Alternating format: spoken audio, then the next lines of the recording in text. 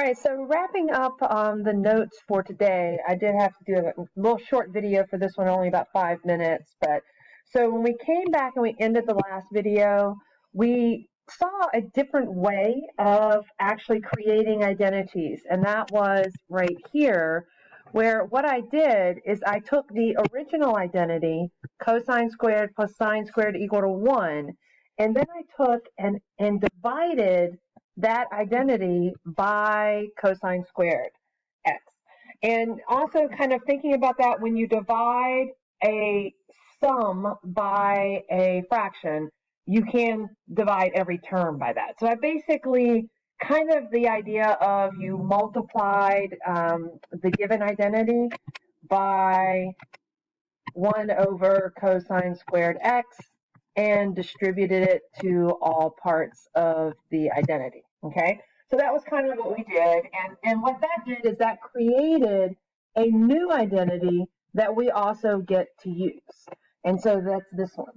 And likewise, you know, the other thing is kind of coming back in, you can actually get this third identity over here simply by dividing the original Pythagorean identity by sine squared. So a lot of times I don't actually memorize this one or this one. I pretty much just remember when I'm doing these, I memorize this one, and then I know how to get the other ones from it if I need them. And so like if I saw in a simplifying expression I'm trying to simplify, something that has tangents and secants or has some squares in it with a 1, that I am going to go ahead and try to figure out what these alternate forms of the Pythagorean identities were so that I can use them for substitution if I don't have them memorized. Of course, you can memorize them. They're not really that difficult. But kind of adding it in, let's just make a list of all of these alternate forms. I'm just going to do it over here on the side. I was in a rush earlier because I was trying to fit it in that one video, but I decided that I really just want to make sure that you guys are set before I send you off to be working on some problems.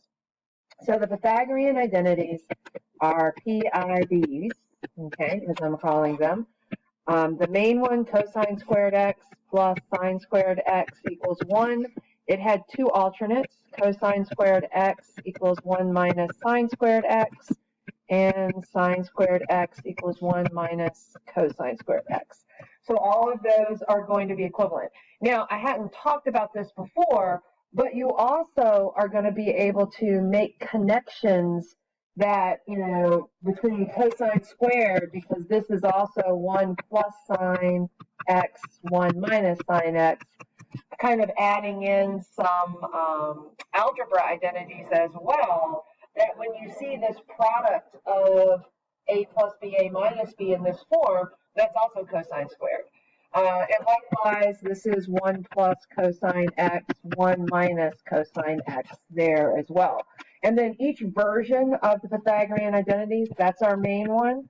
But our second one here, 1 plus tangent squared x equals secant squared x, we can manipulate that as well. You can write it as tangent squared x is secant squared x minus 1. We could write it as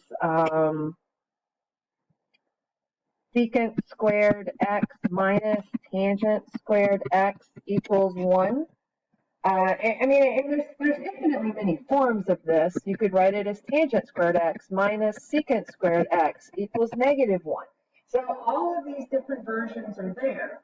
And then also, anytime that you have a difference of perfect squares, say here, we know that this is secant x plus 1, secant x minus 1.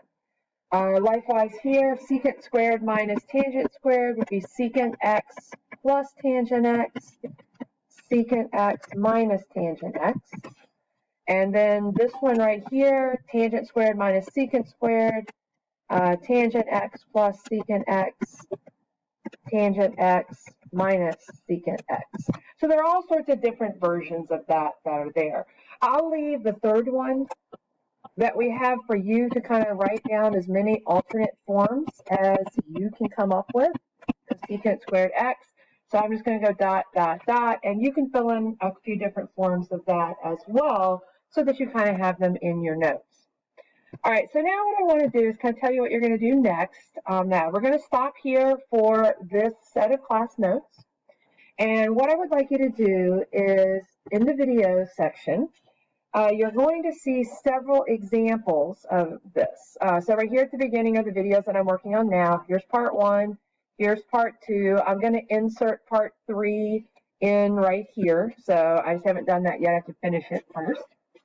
And then what you're going to do on your own paper, just, on the side, here are going to be some examples on simplifying basic trig expressions. Notice these are not proofs. These are just, hey, I just need to work with simplifying, just like you learned in algebra, and like Algebra 1, how to simplify combined like terms, factor, grouping, common denominators, all of those things. These are some examples of where we are simplifying trig expressions using the identities that I just proved on the first 2 pages of the notes. So they're only going to be using quotient identities, reciprocal identities, and Pythagorean identities. And so I would like you to watch those.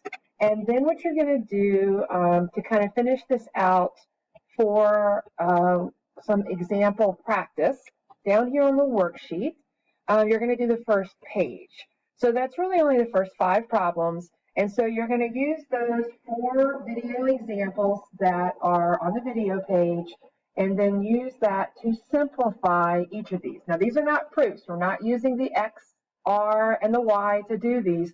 We are doing substitutions using that. I'll even start and do the first one for you to show you what I'm looking for. When you simplify, you just start with an equals, and then you think about how these are related to each other. A lot of times we do things where we go to sines and cosines simply because that's going to help us simplify. So cotangent, using a quotient identity, is the same as cosine of x over sine of x. And then I usually do a big fraction bar to represent this big fraction bar so that we can see what's going on. And then the cosecant of x, all right, if we think about that, that's the reciprocal sign, so that's 1 over sine of x. So my first step, and again, you can kind of see that what I have done is I have taken and made a substitution, an identity substitution, in order to help me start to try to simplify this. We're using transitive format, so we just come down and we think about what does it mean now? Is there any algebra that we can do?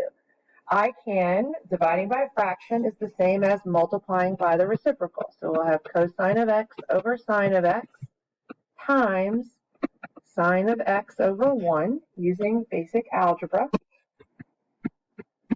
Now what I'm writing over here on the side is not necessary. I'm just doing it to help explain what I'm working on for this. And then we would cancel, which is basic algebra, and we're left with cosine of x, and there doesn't really appear to be anything else that we have done. And so what we're concluding about this, and notice it says in simplest form and in terms of only sine of x, cosine of x, or a number. So we have basically concluded, therefore, cotangent of x over cosecant of x is equal to cosine of x. This is the simplified form. All right, so I'm going to finish up there for this notes and these videos for Friday, April 15th. And so go ahead and you're going to basically just go to page 1 through 5, stop here, show your work, use good form. Notice my format. I am using nice transitive format, saying that the original expression equals, equals, and equals. And I also am going to stress to you that you can't have like what I call magic math.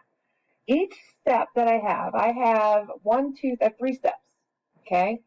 Each step can only have one clear thing happening, can only have one substitution or one algebra.